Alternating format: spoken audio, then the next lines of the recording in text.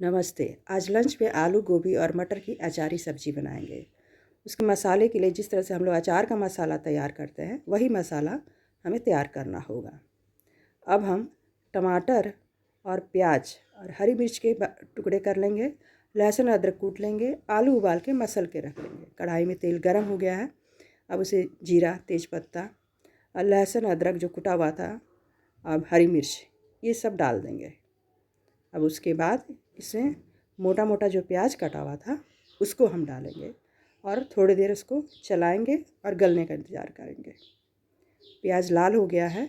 अब इसमें कटा हुआ टमाटर डाल दीजिए और उसको भी थोड़ा चला के गला लीजिए। अब मटर, कटे हुए गोभी उसको डालिए और चलाइए। थोड़ी देर चलाने के बाद उसको गलने के लिए छोड़ दीजिए। जब सब्ज़ी गल जाए तो जो अचार का मसाला हमने तैयार किया था पानी मिला के, उसको हम उसमें डाल देंगे।